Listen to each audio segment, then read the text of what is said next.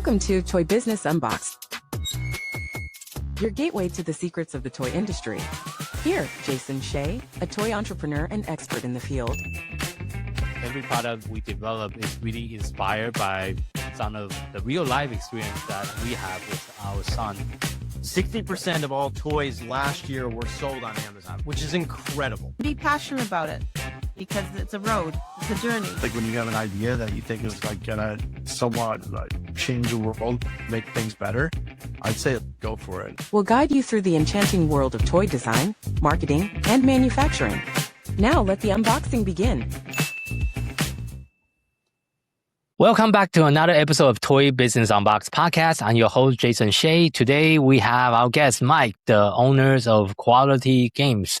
Mike started the company with a mission that's pretty straightforward, but is a little bit uncommon in the hobby world, is to make board games that actually speak to people that have been left out of it, especially the communities of colors. And in today's conversation, we're going to get into what does it look like to build a board game from scratch and some of the struggle and some of the lessons that Mike have learned along the way. So thank you so much for joining us on the podcast today, Mike. Thanks for having me. So first, can you take our audience back to the very beginning? What made you want to start a board game company to begin with? And why creating all the games that you are creating right now? Well, we started in 2017. I wanted to find an outlet to be able to have a secondary income because no job is guaranteed. So this is not my full-time job. So I started the company, started designing a couple games, and then I found out it's probably not going to be as lucrative and profitable as other businesses, but I fell in love with what I'm doing quickly. So I decided to keep going with it, especially because there were rarely any board game publishers out there that I saw that was more of a minority owned and speaking to like people of color or things that I liked, like music, because I used to be in the music industry. So I wanted to really reach out to people of color and start from their communities that were not really represented within the board game hobby industry. Yeah, for sure.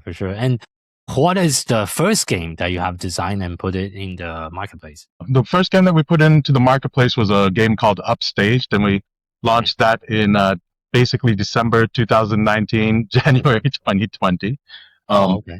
It's this small box game, and it's about trying to form a trio of superstars. So we wanted to make an easy, accessible game for families. So we have both an easy mode and a quote-unquote harder mode, but it's a gateway game. It's quick. It's a nice filler game to introduce people to the hobby, just like our mission says. But then COVID hit, so we had to take a little backseat to things. I see.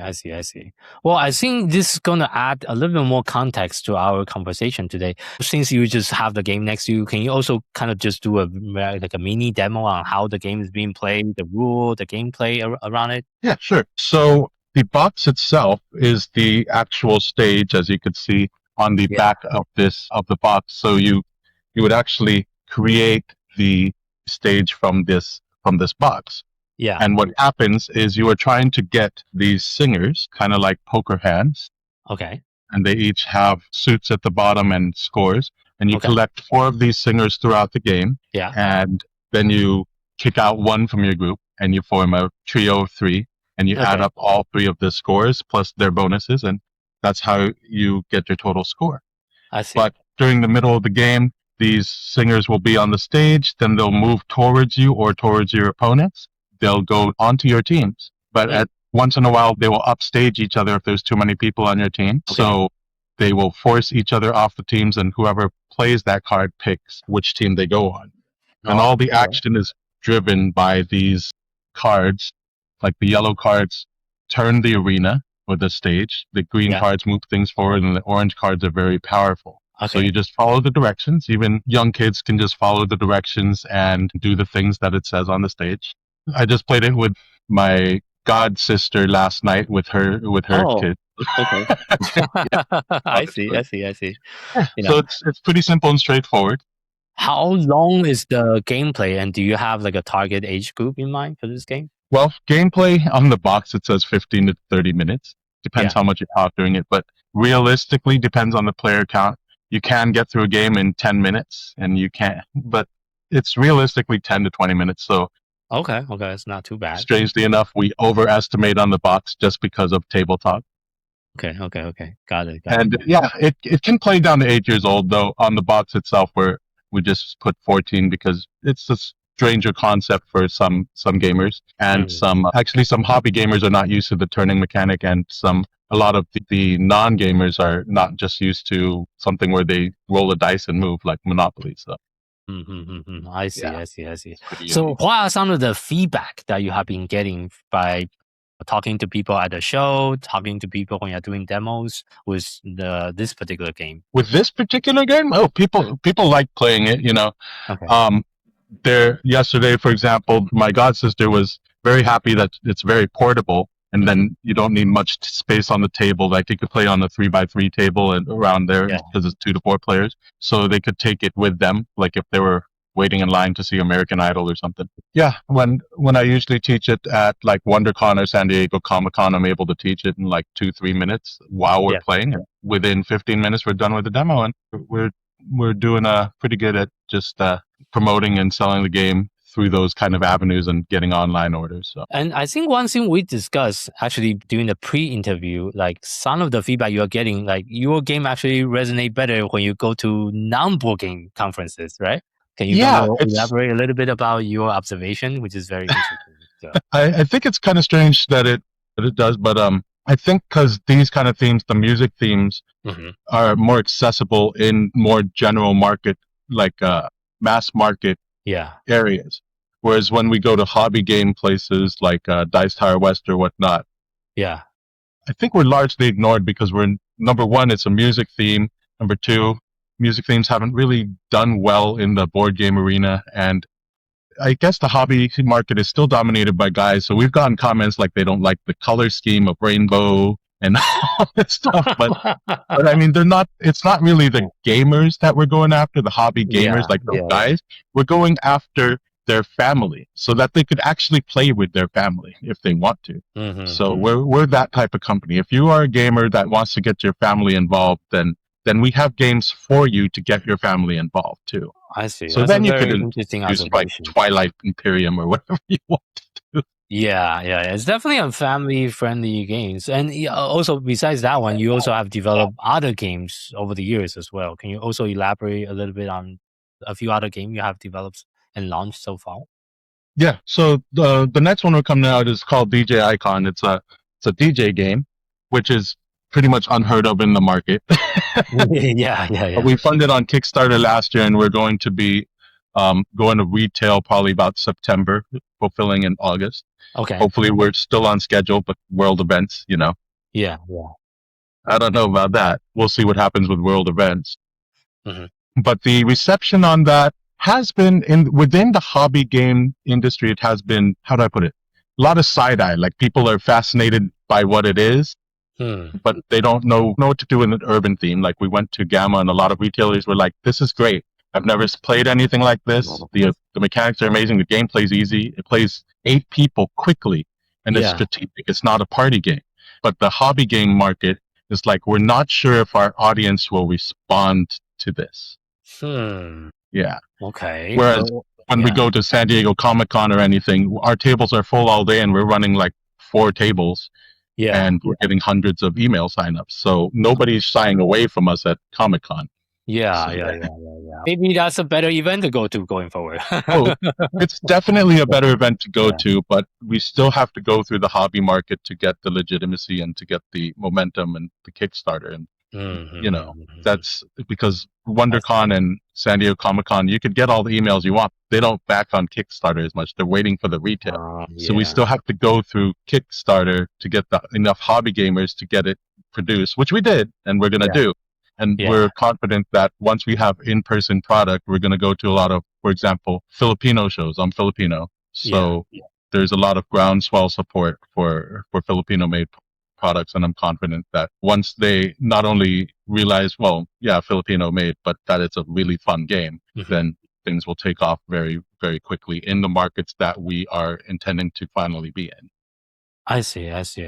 So you kind of mentioned it a little bit earlier in our conversation, but who exactly are you trying to build your game for? Can you paint us a picture of like the ideal customer or the player that you have in mind? Well, the super fan that we have is somebody like me, somebody that's into board games, but their family and whatnot is not necessarily into it, you know? Yeah. But also somebody like me where I'm a minority and I don't see many minority owned themes or minority themes that appeal to me, like music or anything like that. Like I always love dragons and space, but I can rarely get my family to participate in the things that in gaming because they're just like, I'm not into that.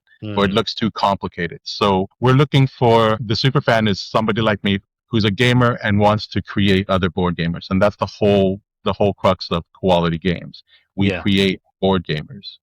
Okay. So, and we're trying to create board gamers out of people of color and LGBTQ plus and just other communities that aren't typically represented in the hobby game community for whatever reason. Because I don't think it's because it's like gatekeeping or anything like that. It's just that it hasn't been exposed to them as much yet. Yeah. Oh, yeah. Okay. That's a very interesting observation. And also looking ahead, like what are some of the plans that you have in mind for the rest of the years and in the next few years? Are you launching more games, or what is the direction you want to take your company to next? Well, we're going to hopefully start a third game that we already are playtesting and developing. It's a racing game. It's a very simple racing game that even I was playtesting with my 6-year-old nephew, and it involves toy cars. But we're hoping to launch that maybe early next year, and it'll be a mass market game that's accessible to everyone. And I've been able to teach it to people within 30 seconds. Okay. That's good. That's promising. Yeah.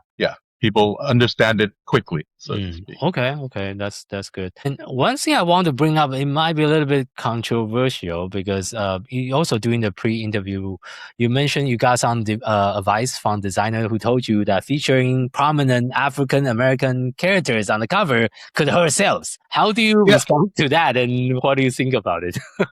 So the context of what happened was I was at an industry trade show. And everybody is displaying their games, and we're getting a lot of eyes on our product, but nobody's necessarily sitting down. Okay. Yeah. Some people would sit down. Some of the retailers would sit down, and for example, a lot of the wives of the retailers would sit down because they see that our table is empty, and then they'd actually play, and they're like, "This is great. This is amazing. Let me bring my husband over. Let me bring over, the person that owns the store." They bring them over and they'd be like, "This is a really good game." And we're talking about DJ Icon. DJ Icon. Okay. This is the cover, just as a reference. This guy was how I used to have my hair, or at least tried to have my hair. Yeah. So he's prominent on the cover. Yeah. But as the days were going on, some retailers were saying, it's a 2 to 8 player game. It's strategic, it's quick, it's really fun, it's really unique. But I don't know how I'm going to be able to market this within my store.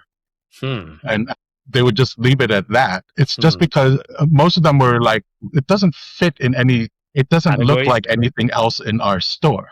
But they were really excited about it. And so I'd try to just get their email and everything. But it's just different. Some would tell me music games don't sell, and so forth. But on the last day, somebody within the industry that's African American came up. They played the game. We had a great time, and he told me that there's 3 issues that he could see with it. He said, number one, it's an urban theme, and there's not many urban theme gamers out there that like urban theme. Like there's a lot more of a rock-based audience that are starting to play all those rock band games. And I understand that, but because the last time I checked, which was a few years ago, the hobby game industry was 85% white to older middle-aged male, who usually is into rock music. So this doesn't appeal to them. Second thing he said was that they look at the game and it's on a turntable. So it's on a turntable and the record actually spins. Yes. But looking at it, it's a set collection game. It's simultaneous reveal, and there's a turn system where you have to grab the mic and you don't take simultaneous turns. So it's very unique in that. And I know the word unique is something that you don't want to use unless you know it is. But it pretty much is. There's rarely any game that you're not going clockwise or you're grabbing the mic. So people are watching gameplay or they're looking at the game, he said. This is the second thing he said. He said, people are looking at the game on the table. And unlike a lot of these other games here where they're just like people could say it's a trick-taking game. It's a set collection game. And they immediately know what to expect. They look at DJ Icon and they're just like, this looks cool. It's on a real record. I don't have any idea how it plays. So that goes again.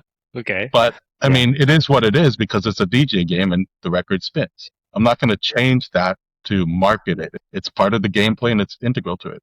And then the third thing you said was basically there's a guy that has an afro on the cover that could most likely pass for African American, which that was supposed to be modeled more after me. And unconsciously, basically, a lot of the audience in these retail stores that go in there, they're going to skip over it because it's not speaking to them. It's not speaking to who they are. Because people want to identify with who they want to be or who they are. Yeah, that's true. So when it comes to hobby stores, it's like they'll just skip it over. It's an urban theme. They don't know how to play. It's somebody on the cover that they're not in tune with. So it's not marketable for them. Whereas it makes total sense if you're going to Comic-Con, if you're going to WonderCon, and there's a more diverse audience that's more into things like EDM or hip hop or anything like that. Plus, there's a more diverse makeup of a crowd. We're not shied away from. We're actually attracting more people than a lot of those other games. But we still have to get with the hobby game market. So what we decided to do,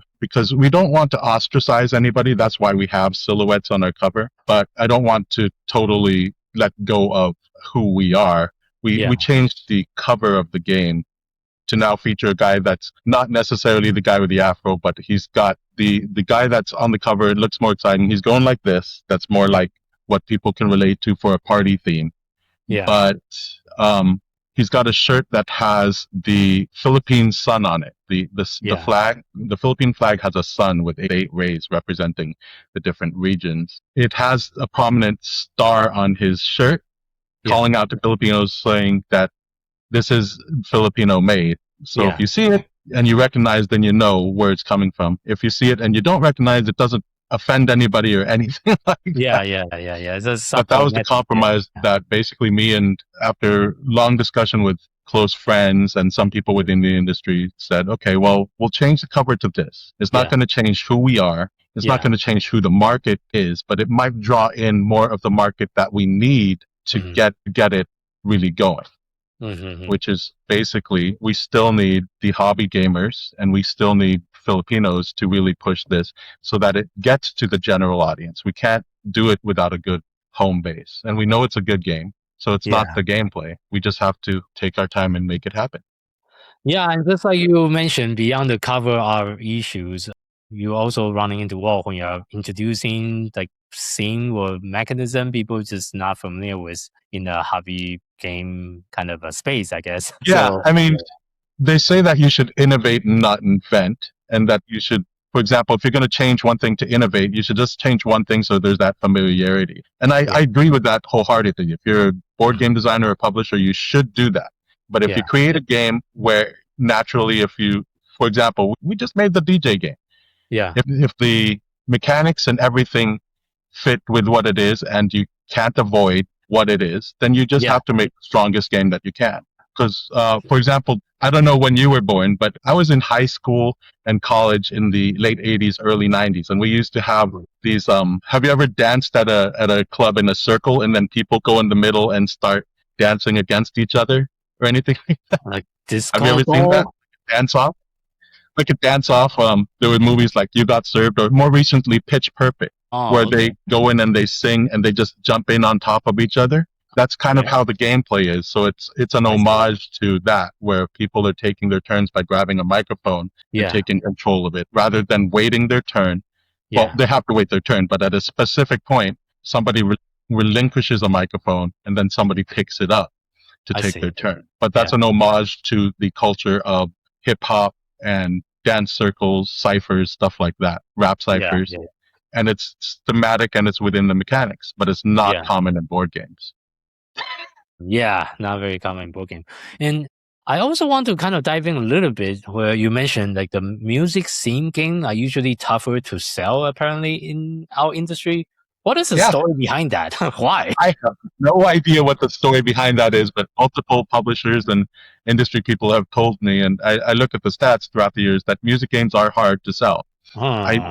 there are some biases, like people will look at a music board game and like, well, I don't want to sing. It's like, well, you don't have to sing. But Yeah, you don't have to sing. It's just a music theme. Doesn't mean you have to sing. or they automatically think that it's a music trivia game. Like, I don't know much about this.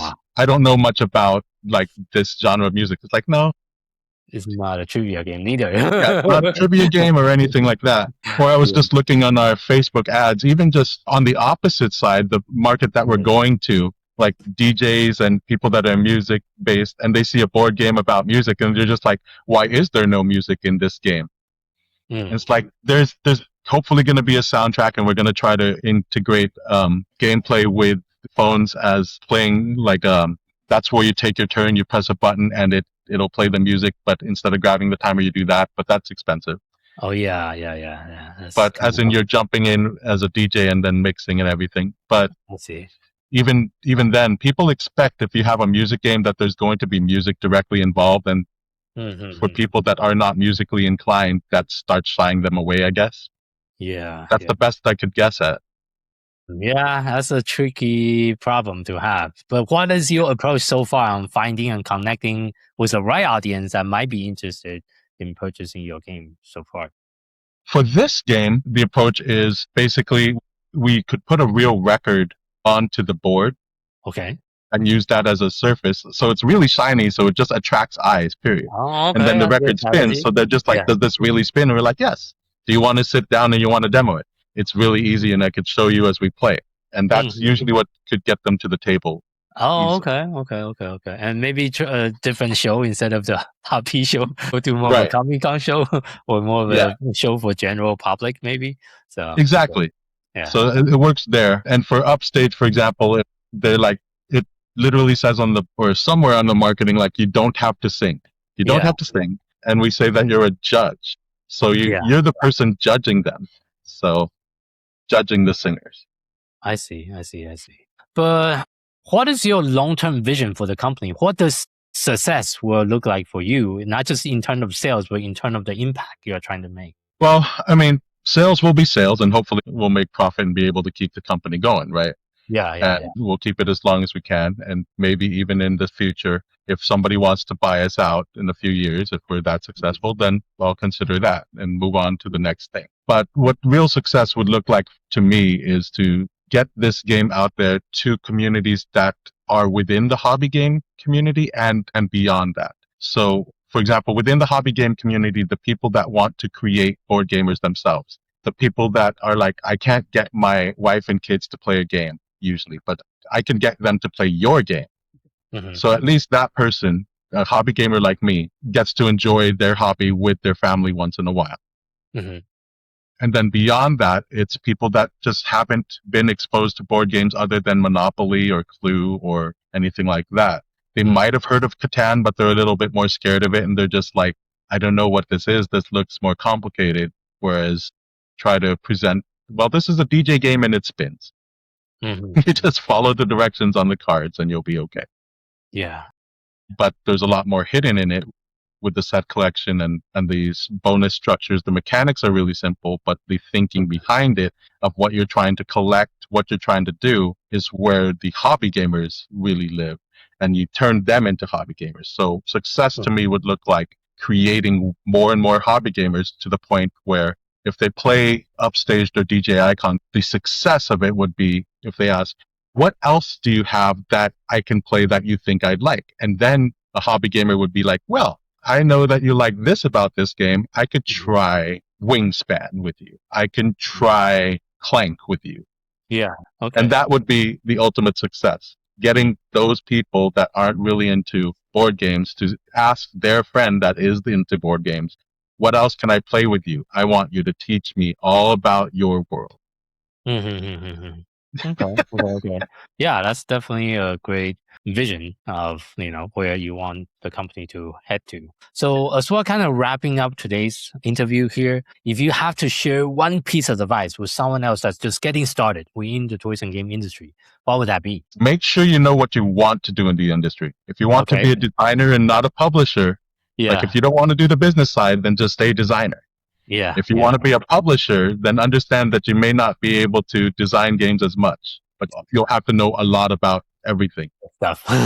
Yes. So early on, decide what route you really want to do and stick with it and learn it the best you can. Because there's many hats to wear, and it takes a lot of time and a lot of heart and effort. So figure out what you want to do early on. Yeah, and it's also a difficult business to scale because it does require a lot of time and also capital to invest into the inventory as well. So Exactly. Okay. But thank you so much again for showing and sharing your journey, your experience, and some of your lesson that you learned. For those of our audience who would love to learn a little bit more about you and your company, where is the best place for people to find you online? The best place to find us online would be at koalatie.com, and it's spelled like the animal koala, and then the word tie, T-I-E. So, but it reads Koalatie. It's because my wife is my little koala, and she calls me Sweetie, so it's a combination of things. But koalatie.com, or you could look up on Kickstarter any of our games, Upstaged or DJ Icon, and you could find out more about the games.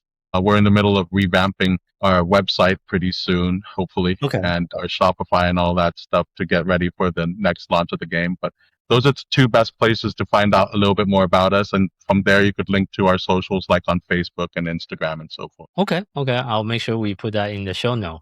And again, thank you so much for your time today. Oh, thanks for having me. And for our audience, thank you for tuning in to this episode of Toy Business Unboxed podcast. I hope today's conversation gives you some practical insight and fresh inspiration for growing your own toys or game companies. This podcast is brought to you by Toy Launch, a leading marketing and growth partner for the toys and game companies.